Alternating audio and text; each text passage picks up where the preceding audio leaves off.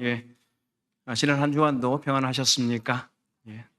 자, 오늘은 시편 113편 1절에서 9절에 있는 말씀 겸비한 하나님이라고 하는 제목으로 함께 말씀을 나누도록 하겠습니다. 우리가 지난 시간에는 시편 110편을 통해서 완전한 왕을 기다림이라고 하는 제목으로 우리 주 예수 그리스도께서 완전한 왕이시며 언젠가 이 땅에 재림하셔서 이 세상을 공의로 다스리실 것을 기대하는 말씀을 나누었습니다. 이 완전한 왕이신 미래에 재림하실 완벽한 왕이신 예수 그리스도께서는 또 실상은 겸비한 하나님이시다라는 것을 오늘 함께 나누려고 합니다. 조선 시대만 보더라도 왕조 시대니까 왕들이 가끔씩 이제 왕복이 아닌 평복을 입고 시장으로 또는 아니면 백성들이 살고 있는 곳으로 나아가서 백성들의 살림살이를 살피곤 했다고 하는 기록을 볼 수가 있습니다. 특히 성군이라고 일컫는 완전한 왕이라고 일컫는 그들은 그 일들을 더욱 자주 했던 것을 볼 수가 있는데요.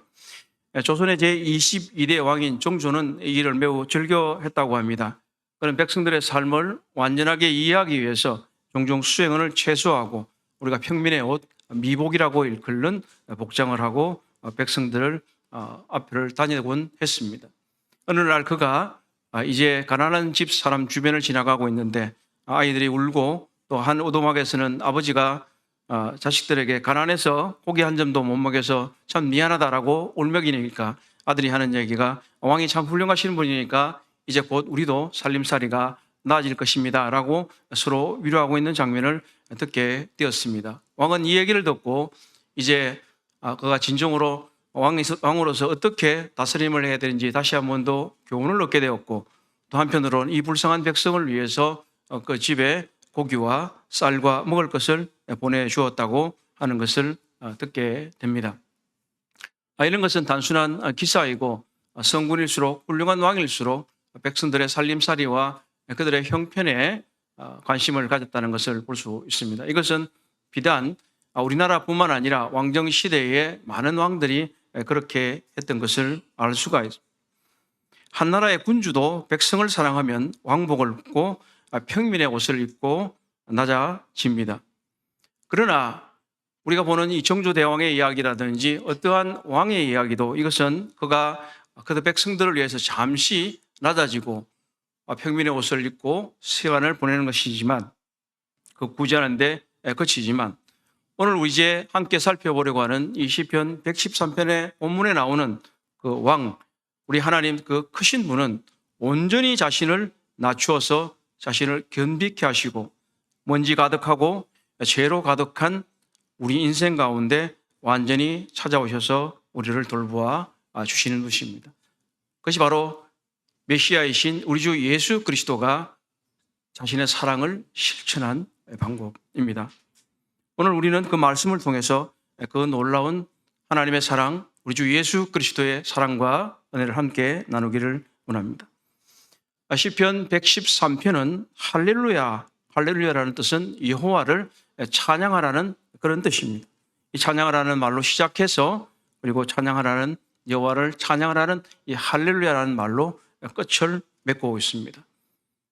그래서 이 본문은 이 주님을 찬양해야 할, 우리가 할렐루야를 외쳐야 할 중요한 세 가지를 말하고 있습니다. 우선 1절에서 3절은 하나님은 온 시공간을 초월해서 찬양받을 마땅한 분이시므로 우리는 할렐루야로 찬양해야 합니다. 우리는 하나님의 이름을 찬양해야 된다고 말씀하고 있습니다. 우리 모두 함께 1절에서 3절을 좀 읽어보도록 하겠습니다. 할렐루야 시작. 할렐루야 여호와의 종들아 찬양하라. 여호와의 이름을 찬양하라. 이제부터 영원까지 여호와 이름을 찬송할지로다. 해 돋는 데서부터 해 지는 데까지 여호와의 이름이 찬양을 받으시리로다. 아멘. 본문을 말씀드리기에 앞서 먼저 지난 시간처럼 우리가 지금 시편 5권을 하고 있는데 그중에서 시편 113편에서 118편에 대해서 잠깐 소개를 하려고 합니다. 시편 113편에서 118편은 성경학자들이 말하길 보통 애굽 할렐 또는 이집트 할렐이라고 부르고 있습니다. 먼저 애굽이라는 단어 또 이집트라고 하는 단어가 나오는 이유는 시편 114편에서 보면 이 출애굽의 기사가 강조되고 있습니다. 1절을 예로 들어보면 114편 1절은 이스라엘이 애굽에서 나오며 야곱의 집안이 언어가 다른 민족에게서 나올 때에 라고 하는 내용을 볼 수 있습니다. 우리가 잘 알고 있는 대로 이 시편 제5구는 이해하는 바로는 바벨론 포로 이후에 시편 기자들이 이것을 합해서 쓰여진 것이고 우리가 마지막 신명기에 해당하는 이 5권으로서 바벨론 포로에서 돌아온 이후에 이제 출애굽의 기억을 통해서 이제 바벨론 포로에서 돌아온 것듯이 마치 이제 그와 연관시켜서 하나님을 찬송하도록 하고 있는 것입니다. 그래서 이 바벨론 포로에서 돌아온 사람들이 이 출애굽의 기억을 상기하면서 이제 하나님께서 애굽에서 우리를 불러내실 때 하셨던 것처럼 우리를 바벨론에서 불러내셨다 하는 것을 상기시키기 위해서 114편의 출애굽의 기사를 기록하고 있는 것입니다. 그리고 할렐이라는 단어는 우리가 할렐루야를 알듯이 할렐루야는 주님을 찬양하라. 좀 더 구체적으로 말하면 너희들은 하나님을 찬양하라 이런 뜻입니다. 야는 여호와 또는 야훼라고 일컫는 하나님의 이름의 약칭이고 할렐은 높이다, 찬양하다 이런 뜻입니다. 그렇기 때문에 이 113편에서도 찬양하라, 찬송하라 이런 말이 계속 나오고 있는데 이것은 할렐이란 뜻입니다.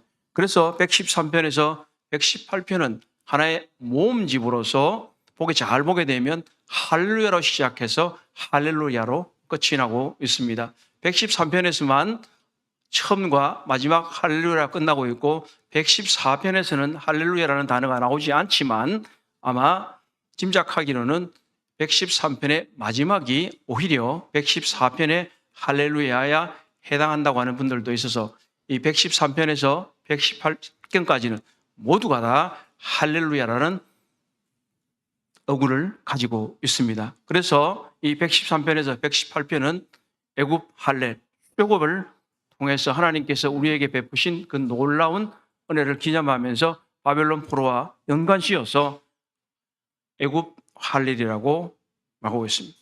또한 우리가 이 메시아 시편을 함께 나누고 있으면서 118편은 너무나 유명한 118편 22절에 건축자가 버린 돌이 집 모퉁이에 버린 돌이 되었다. 이것은 메시아에 대한 예언이고 바로 우리 주 예수 그리스도에 대한 직접적인 예언입니다. 이 구절은 신약 성경에서 매우 중요하게 인용되는 구절로서 마태복음 21장 42절, 마가복음 12장 10절, 누가복음 20장 10절에서 주님께서 이것을 직접 말씀하셨습니다. 그리고 우리가 요즘 읽고 있는 사도행전 4장 11절에서도 베드로가 성중들에게 설교할 때에 이 구절을 인용해서 우리 주 예수님이 바로 너희들이 버린 그 돌인데 하나님께서 높이셔서 우리들의 메시아로 삼으셨다 이렇게 말씀하라고. 그리고 이 베드로는 그의 강렬한 기억 때문에 서신서 베드로전서 2장 7절에서도 또한 그런 것을 말씀하고 있습니다. 한편 이 113편에서 118편 우리 주님의 마지막 생애과도 매우 중요하게 연관이 되어 있는데 먼저 이 113편에서 118편은 유대인들이 유월절 식사를 하기 전에 113편과 114편을 부르고 그리고 식사를 마친 이후에는 시편 115편에서 118편까지를 노래로 불렀다고 합니다. 마태복음 26장 30절이나 마가복음 14장 26절에 보게 되면 이에 그들이 찬미하고 감람산으로 나아가니라 라고 말할 때에 이때는 아마 시편 118편을 읽거나 노래 불렀을 것이라고 성경학자들로 말하고 있습니다. 그렇기 때문에 이 시편 113편에서 118편은 애굽 할렐뿐만 아니라 우리들의 출애굽, 우리들의 죄악 가운데서 건져주신 예수 그리스도를 묵상하는 데 매우 중요한 시편이라고 하는 것입니다. 자, 먼저 이제 본문을 좀 보도록 하겠습니다. 방금 읽은 1절에서 3절 이 짧은 세 구절에서 할렐루야를 제어하고도 찬송하라 또는 찬양하라는 것이 단어가 4번이나 나오고 있습니다. 하나님은 온 시공간을 초월해서 찬양받으실 분이로서 마땅하기 때문에 그의 종들에게, 그의 사람들에게 하나님께 찬양하도록 강력하게 권면하고 있는 것입니다. 이것은 단순히 이 시편에 지금 당시에 듣고 있는 사람들뿐만 아니라 우리 모두에게도 하나님을 찬양하라고 하는 놀라운 요청을 받고 있습니다. 그것은 우리가 여호와의 종들이라고 하는 표현에서 알 수가 있습니다. 이 1절에서 여호와의 종들이라고 하는 표현을 쓰고 있는 것은 단순히 그들이 성가대이거나 그들이 특정한 구별된 집단이 아니라 오히려 하나님께서 이스라엘 백성들을 불러내실 때 그들을 하나님의 종들로 부르셨고, 그들은 또 바벨론에서 탈출한 이후에 그들 모두는 하나님의 종으로서 그들을 하나님을 섬겨야 했기 때문에 가장 가능성 있게 말할 수 있는 여호와의 종들은 이스라엘 백성 전체를 말하고 있습니다. 그렇다면 이것은 우리에게도 해당되는 것입니다. 히브리서 말씀해 보게 되면, 그러므로 우리는 예수로 말미암아 항상 찬송의 제사를 드리자, 이런 그 이름을 증언하는 입술의 열매니라. 우리가 하나님을 찬양한다는 것, 그분을 높인다는 것은 매우 중요한 일입니다. 우리의 삶 속에서 또는 우리의 입술로 그분을 높이는 것이 반드시 필요하고 해야만 합니다. 왜냐하면 그분은 온 시공간을 초월해서 찬양받으실 놀라우신 분이기 때문입니다. 또 한편 찬양이라는 단어가 4번이나 나온 것처럼 또 여호와의 이름이라는 단어도 이 구절에서, 이 짧은 구절에서 3번이나 나오고 있습니다. 여호와의 이름을 찬양한다는 것은 무슨 의미일까요? 우리 예수님의 이름을 찬양하잖아요. 예수님은 바로 우리의 구원자이시기 때문에 그분을 찬양합니다. 여호와는 출애굽기 3장에서 나와 있는 대로 그분은 스스로 계시는 분, 만물을 존재케 하시는 분이십니다. 그분의 이름은 정말 놀라운 분입니다. 그리고 여호와라는 이름은 여러 단어들과 결합되어서 여호와의 성품과 인격을 설명하고 있습니다. 우리가 잘 알고 있는 여호와 라파, 치료하시는 하나님, 여호와 이레, 우리를 성립케 하시는 우리 주님, 이런 모든 것들은 바로 여호와께서 스스로 계시는 자존자이시며 지존자이시며, 또한 그분은 우리의 언약을 맺으신 놀라운 분이기 때문에 그분의 이름을 찬양하라고 하는 것입니다. 여호와는 우리 하나님의 이름입니다. 그렇기 때문에 우리는 여호와를 찬양해야 합니다. 바로 여호와 이름을 찬양한다는 것은 바로 그분의 모든 것을 찬양한다는 것과 동일한 것입니다. 그리고 찬양은 항상, 그리고 시간을 초월해서 이루어져야 됩니다. 우리는 지금부터 영원토록 하나님을 찬양해야 됩니다. 하나님은 끊임없이 찬양을 받으셔야 할 분입니다. 그 찬양이 멈춰서는 아닌 것입니다. 우리는 시간적으로 그럴 뿐만 아니라 공간적으로 해 뜨는 데부터 해 지는 데까지 여호와 이름이 찬양을 받으셔야 한다고 말씀하고 있습니다. CCM으로도 이 시편을 통해서 우리가 함께 가끔씩 부르곤 합니다. 하나님은 우리의 모든 시간 속에서 우리의 죽음을 맞이하는 그 순간까지, 그 시간을 넘어서 영원의 시간까지 우리는 하나님을 찬양해야 합니다. 그리고 우리의 동에 서서 우리의 걸어가는 모든 곳에서 하나님을 찬양을 받으셔야 합니다. 사실 이 지구는요, 굉장히 작아요.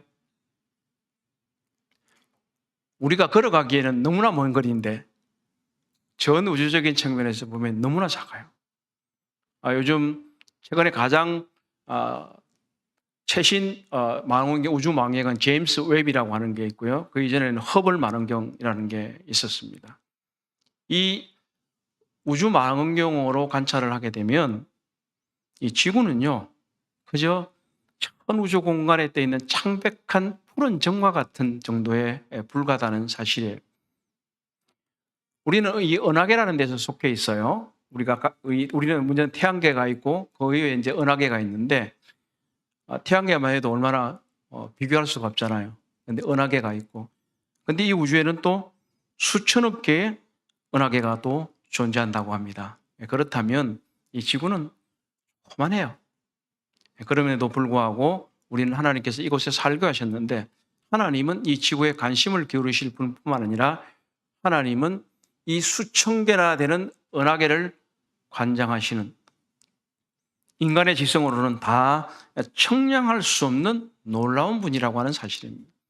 우리의 짧은 생각과 작은 머리로 하나님을 다 이해할 수 없습니다.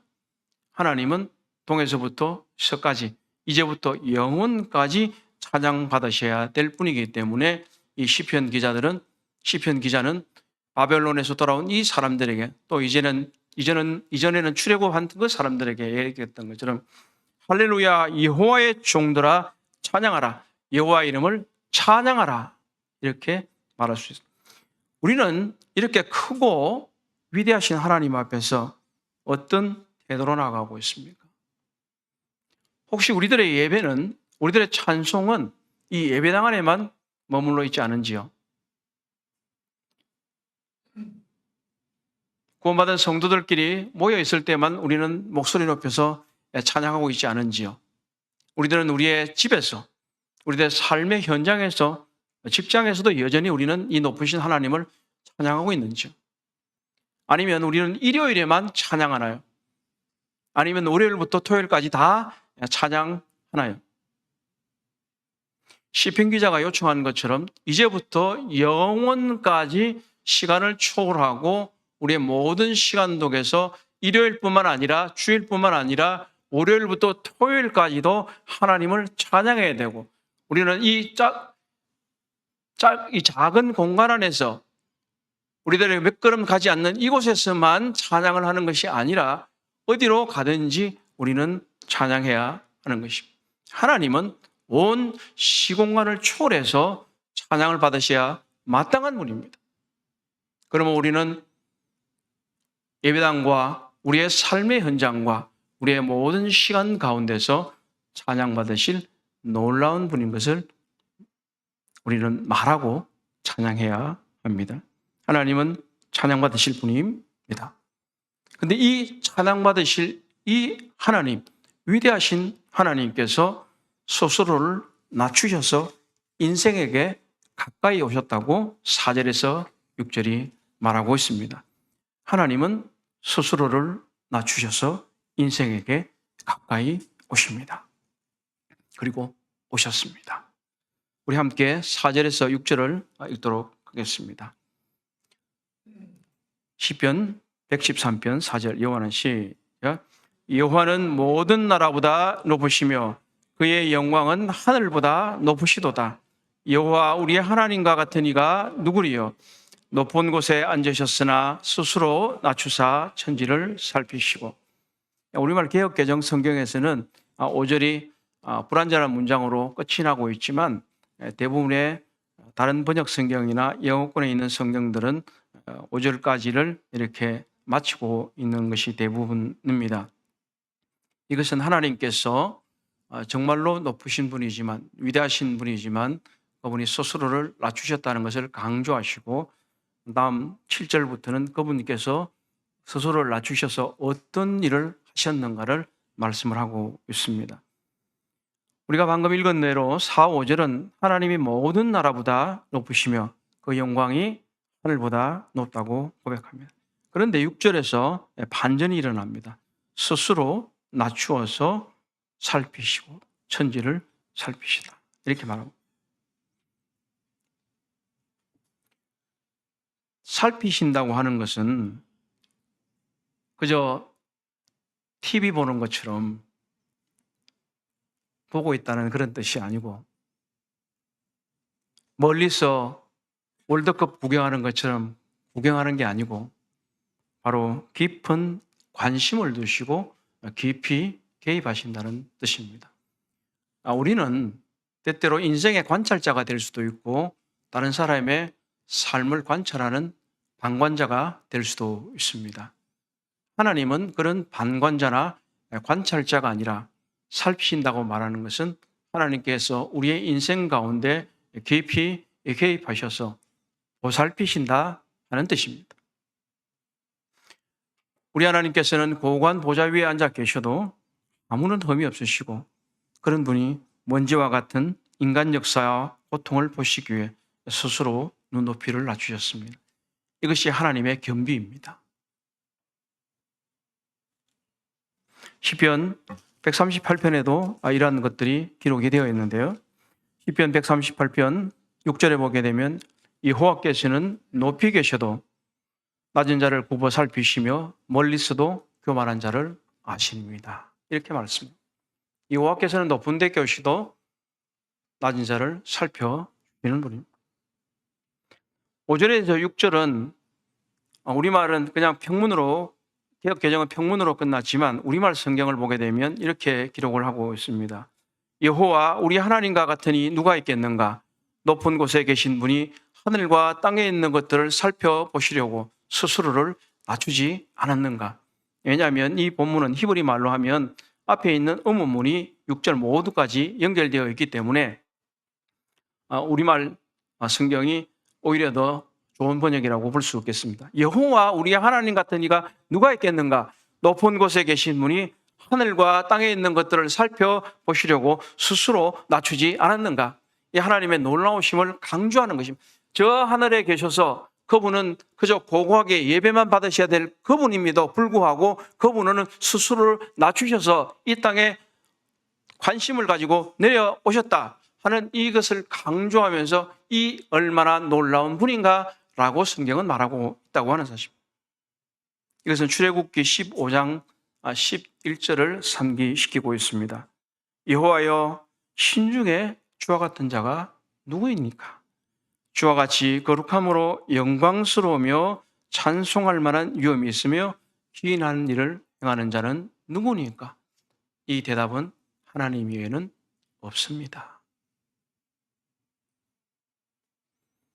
이 시편 기자를 사로잡는 것은 이 하나님의 놀라움뿐만 아니라 그 높으심뿐만 아니라 더 놀라운 것은 초월적인 존재인 그 하나님이 우리들의 인간 세상 속으로 들어오셨다는 그 사실입니다. 그래서 스스로 낮추다는 말은요, 원래 원문 자체는 몸을 이렇게 굽히다 하는 뜻입니다. 굽부리다라는 뜻입니다. 그저 낮췄다니까 잘 이해가 되지 않는데 우리가 몸을 이렇게 엎드리는 것처럼 낮춥니다. 굽이셨다. 굽부리셨다. 왕이 인사를 할 때 몸을 굽히나요? 모든 사람이 허리를 숙여서 인사하지만 왕은 몸을 굽히지 않습니다. 그런데 하나님은 스스로의 몸을 굽히셨다. 굽히셨다. 이렇게 말. 고대 왕들은 백성과 동떨어진 삶을 살았습니다. 그러나 우리 하나님은 우리의 필요를 아시고 우리를 보고 계시고 함께 하시는 분입니다. 만약 이 시편이 바벨론 포로에 돌아온 이 사람들에게 읽혀졌다면 하나님께서 예루살렘의 이스라엘의 재건을 위해서 함께 하신다고 하는 것, 그가 낮추셔서 보살피고 계신다는 이 사실은 얼마나 그들에게 큰 위로가 되겠습니까? 이것은 그들에게 위로뿐만 아니라 우리들의 교회의 부흥을 열망하고 우리 가정의 부흥을 열망하며 나 자신의 영적인 부흥을 열망하고 갈망하는 우리 모두에게 하나님께서는 스스로의 몸을 낮추어서 우리를 보살피시고 함께 하신다는 사실이 얼마나 위로가 되는 것입니다. 우리를 향하신 하나님의 사랑과 은혜는 하나님이 우리 수준으로 낮추겠습니다.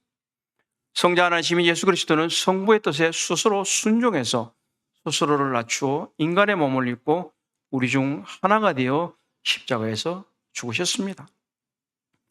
빌립보서 2장 8절에서 말씀하시기를 사람의 모양으로 나타나사 자기를 낮추시고 죽기까지 복종하셨으니 곧 십자가에 죽으심이라 이렇게 말씀합니다. 우리 주님께서는 이 빌립보서 2장 8절에 있는 말씀을 복음서에서 직접적으로 실천하신 것을 볼 수가 있습니다. 요한복음 8장 6절에서 8절에 보게 되면 간음 중에 잡혀온 한 여인이 섰을 때 주께서는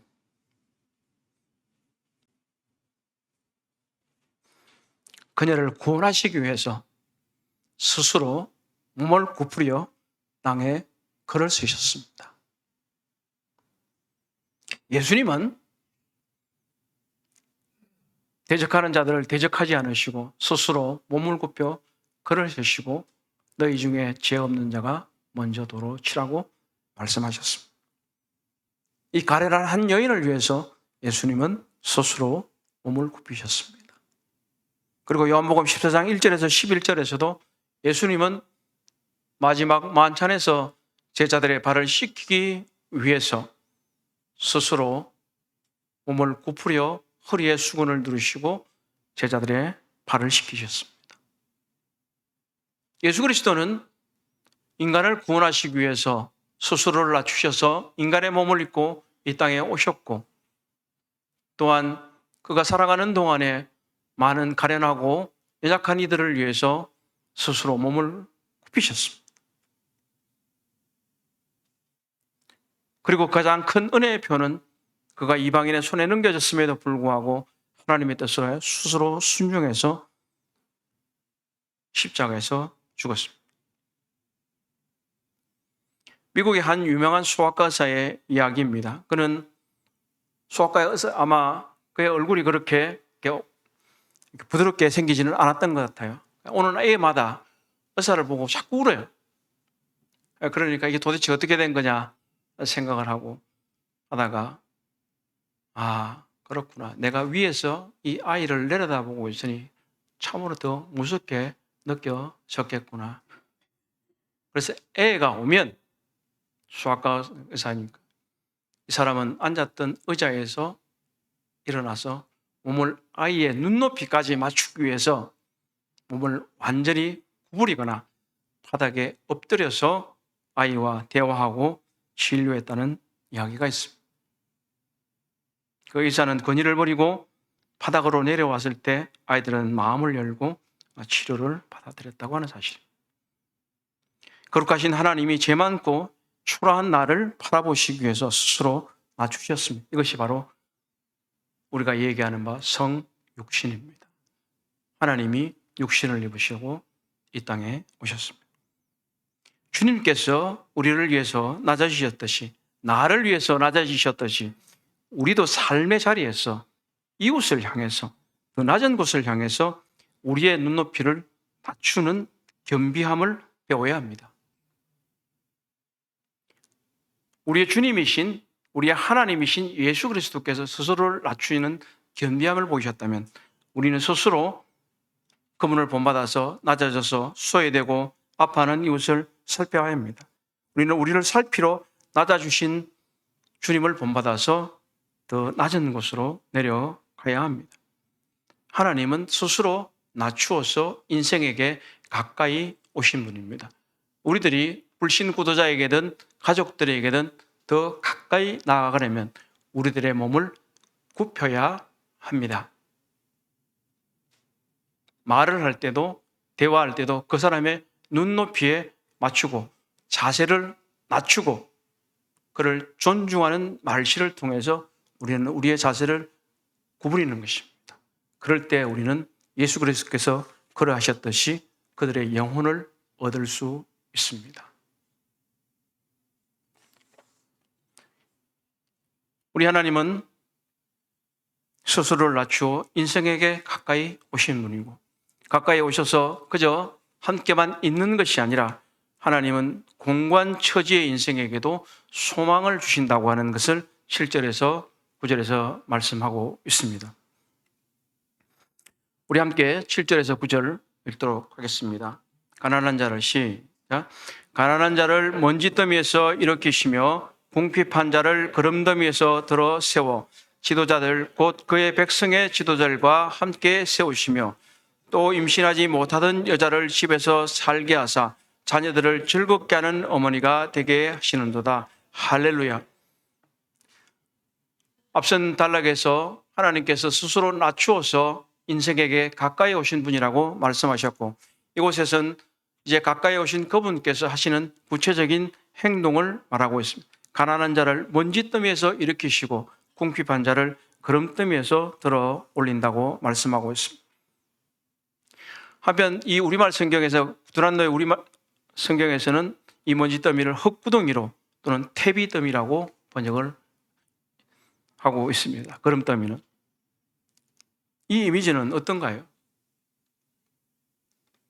먼지가 가득 쌓인 바닥에서 주무셔 보셨나요? 옛날 분들은 태비더미에서도 잤습니다. 예, 지푸를 막 쌓아놓으면 거기서 잠도 자기도 했어요. 근데 요즘은 전혀 그런 걸 경험해 볼 수가 없죠.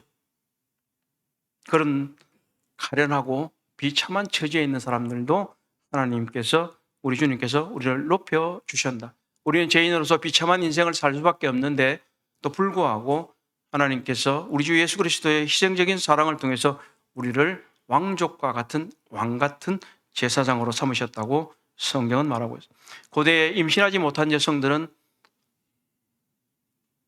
사회적으로 버림받고 저주받았다고 생각했습니다. 이런 사람들을 하나님이 높여 주신다. 가장 인생의 밑바닥에 있는 사람들을 찾아내서 가장 영광스러운 자리로 역전시키시는 분입니다. 우리 하나님은 역전의 하나님이고 반전의 하나님입니다. 겸비한 자를 높이시는 것이 바로 하나님의 일입니다. 7절과 8절은 이 한나의 노래, 사무엘상 2장 1절에서 10절에서 나오는 한나의 노래 7, 8절에서 나오고 있습니다. 그리고 이 노래는 또한 예수님의 육신의 어머니인 마리아가 하나님께 찬양의 노래를 부를 때 또 일부가 여기서도 나오겠습니다. 이스라엘 역사에는 수많은 불임 여인들이 나옵니다. 그때마다 하나님께서 이 불임 여인들의 간구를 들으시고 그들을 높여 주신 것을 알 수가 있습니다. 아브라함의 안에 사라가 있고요, 이삭의 안에 리브가가 있고요, 그리고 야곱의 사랑하는 라헬이 요셉을 낳았고, 그리고 한나는 사무엘을 낳았고, 엘리사벳은 침례자 요한을 낳았습니다. 먼지더미와 거름더미는 가난하고 병든 자들이 차는 장소였습니다. 낮에는 태양이 죄를 데우고 그리고 밤에 겨우 따뜻함을 누릴 수 있는 그런 곳이었습니다. 하나님께서는 버림받은 인생들을 찾아오셔서 그들의 삶을 변화시켜 주십니다. 하나님은 우리를 그저 굽어 보실 뿐만 아니라 우리를 돌보시고 도우시는 분입니다. 그분은 몸을 굽혀서 자신을 낮추셔서 우리를 위해서 일하십니다. 하나님은 우리 비참한 인생을 가장 존귀한 자리로 높이십니다. 그러므로 모든 낙심과 절망에서 일어나서 우리를 높이실 하나님을 신뢰해야 합니다. 우리는 공고한 처지 속에서도 소망을 품고 우리를 높이실 하나님을 신뢰해야 합니다. 사랑하는 형제자매님들, 혹시 나의 삶이 먼지더미나 거름더미처럼 초라하게 느껴지십니까? 아무도 나를 알아주지 않는 것 같아 낙심하고 계시는 분이 혹시 계십니까? 하나님은 바로 그 자리에 있는 사람들을 주목하십니다. 나를 영적인 왕과 같은 제사장으로 삼아주신 하나님의 신실하심을 신뢰하며 낙심의 자리에서 믿음의 자리로 일어서시기를 바랍니다. 아무리 날이 어둡고 상황이 불가능해 보여도 하나님은 불가능을 가능케 하실 수 있는 분입니다. 우리는 이런 하나님을 섬기고 있습니다. 우리 하나님은 완전한 왕이시고 높으신 왕일 뿐만 아니라 겸비하신 하나님입니다. 이 하나님은 온 시공간을 초월해서 찬양받으실 분임에도 불구하고 하나님은 스스로를 낮추셔서 인생에게 가까이 오셨습니다. 그분이 바로 우리 주 예수 그리스도십니다. 그분이 하나님이시로되 사람의 몸을 입고 오셔서 하나님의 낮아지심을 실천하신 분입니다. 그리고 공고한 인생에게 변화를 주시는 놀라운 분입니다. 저는 10대 시절에 부산시 남구 용호동에 살았습니다. 이곳이 어떤 곳이냐면 당시에는 상당히 경제적으로 또 사회적으로 소외된 사람들이 살아가는 지역이었습니다. 저희 부친께서 하시던 일이 잘못되어서 살고 있던 지역을 떠나서 그곳으로 가서 살게 되었는데 저희 고등학교 때 친구들이 제가 그곳으로 이사 갔다고 하니까 저를 놀리기 시작했습니다. 왜냐하면 그 동네 근처에는 한센병 환자 또는 나한자, 옛말로는 문둥이가 살던 곳이었습니다. 경상도 촌의 말로는 문디촌이라고 그랬습니다. 그래서 저보고 너 문디촌으로 갔냐? 이러면서 저를 낮추어서 얘기는 하고 있습니다. 그것은 한동안 저에게 마음에 큰 상처가 되었었습니다. 뭐 요즘도 그렇겠지만 문둥병 환자, 한센병 또는 나병 환자를 가까이 오게 한다는 것은 쉬운 일이 아닙니다. 이것은 전염성이 강하다고 알려져 있기 때문입니다. 그런데 한 놀라운 사람이 있었습니다. 19세기 하와이의 몰로카이 섬이라고 하는 곳이 있는데 이곳은 한센병 환자들이 격리되어 살아가던 절망의 섬이었습니다. 그곳에 그들을 돌보기 위해서 벨기에 출신의 한 선교사 다미안이라는 사람이 자원해서 들어갔습니다. 이제 고등학교 친구들은 제가 거기 문둥이도 아닌데도 그렇게 얘기하고 꺼려했는데 이분은 그곳에 직접 들어갔습니다. 그는 열심히 복음을 전하고 상처를 싸맸지만 환자들이 마음을 열지 않았습니다. 그들은 당신은 건강한 사람이니 우리의 고통을 모른다며 그를 밀어내곤 했습니다. 고심하던 이 선교사는 하나님 앞에 무릎을 꿇고 울며 기도했습니다. 하나님, 저들에게 복음을 전할 수만 있다면 저에게도 저들과 같은 병을 허락해 주십시오 라고 기도를 했습니다. 얼마 후 그의 기도는 실제로 응답이 되었습니다. 발에 감각이 없어지고 눈썹이 빠지기 시작하며 그 자신도 한센병에 걸린 것입니다. 이제 한센병에 걸리고 난 그 주일날 예배단상에선 다미안 선교사는 이렇게 말을 시작했습니다. 평상시에는 사랑하는 형제, 자매 여러분 이렇게 시작을 했다면 그날은 눈물을 흘리며 이렇게 해줬습니다. 사랑하는 우리 한센병 환자 동료 여러분,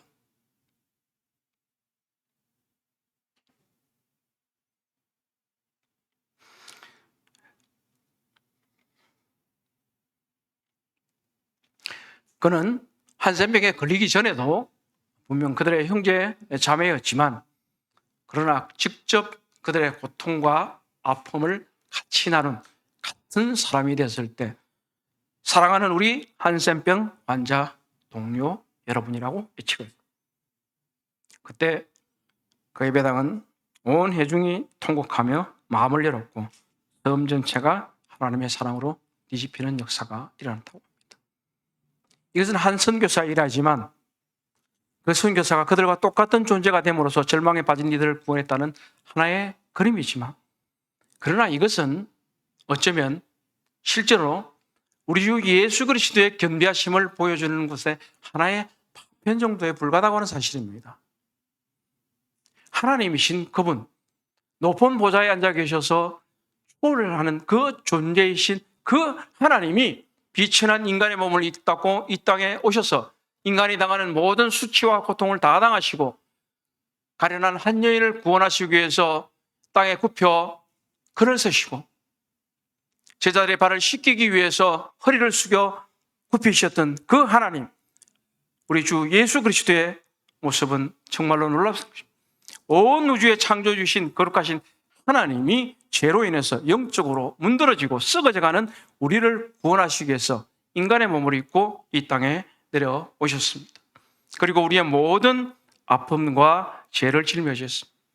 그 주님의 나다시심과 희생이 있었기 때문에 오늘 우리가 이 자리에 있는 것입니다. 예수 그리스도는 우리를 먼지와 죄악의 불길 속에서 구원하기 위해 하늘 보좌를 버리고 이 땅 가정 낮은 곳 십자가의 자리까지 내려오셨습니다. 그 겸비하신 하나님, 우리 주 예수님이 지금도 여러분의 아픔을 돌보고 계시고 우리의 눈물을 닦아주고 계십니다. 이제 이번 한 주간 동안 우리를 위해서 스스로 낮추신 그 크신 사랑을 묵상하고 주님의 이름을 온 삶으로 찬양합시다. 그리고 우리 역시 주님을 닮아 나 작은 곳에서 이웃을 섬기는 복된 삶을 살아가기를 주님의 이름으로 기도합니다. 기도하겠습니다. 자비하신 하나님 참 감사를 드립니다. 높고 높으신 그 하나님께서 우리를 보살피시기 위해서 자신을 스스로 낮추셔서 사람이 되신 것을 찬양합니다. 나 자신 예수님께서 우리를 섬기시고 십자가에 못 박기까지 순종하셨습니다. 우리 이제는 우리 주님의 낮아지심과 겸손하심과 섬기심을 본받아서 우리 자신도 낮아지기를 원하고 우리 주님을 온 삶으로 찬양하며 낮은 자리에서 이웃과 주님을 섬기는 사람으로 살아갈 수 있도록 도와주시옵소서. 주님께 은혜를 구합니다. 감사하며 우리 주 예수님의 이름으로 기도합니다. 아멘. 오늘 말씀을 시작하기 전에 이제 예배 새 찬송가 467장을 함께 좀 불러달라고 이제 사회자에게 제가 요청을 했습니다. 그런데 우리가 자주 안 부르다 보니까 조금 잘 안 됐어요. 그래서 한 번 더 부르려고 해요. 두 번째는 좀 반주자도 잘 하실 수 있으라고 생각이 되어지고, 지금 우리가 방금 함께 나누었던 본문과도 같이 연관시켜